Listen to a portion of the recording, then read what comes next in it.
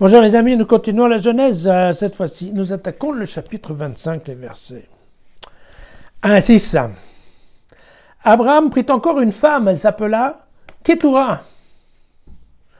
Elle lui donna Zimran, Yoksham, Medan, Madian, Ishbak et Shua.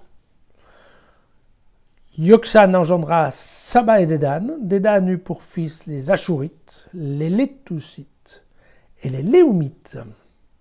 Madian eut pour fils Epha, Epher, Hanok, Avida et Elda. Ce sont là tous les fils de Ketura. Abraham donna tous ses biens à Isaac.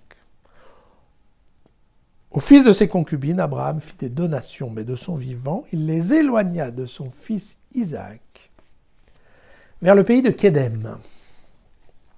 Eh bien, vous voyez, comme quoi, hein, ce vieillard qui avait du mal à avoir des enfants, sur le tard, après avoir réussi à engrosser, va-t-on dire, à la fois Agar et Sarah, bien vous voyez qu'avec Ketura, ça va se passer beaucoup mieux, puisque là, du coup, il va récupérer 6 enfants de plus, ce qui fait qu'à la fin, il a quand même 10 enfants. C'est quand même pas mal. Mais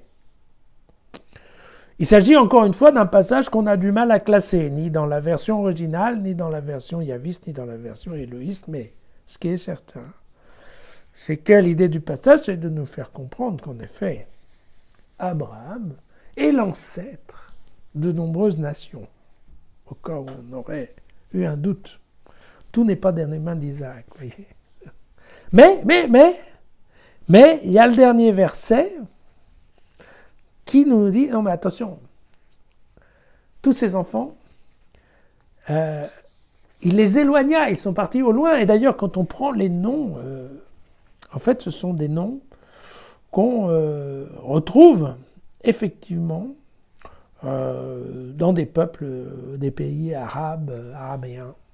Donc, en effet, à l'est du pays de Canaan. Alors, vous voyez que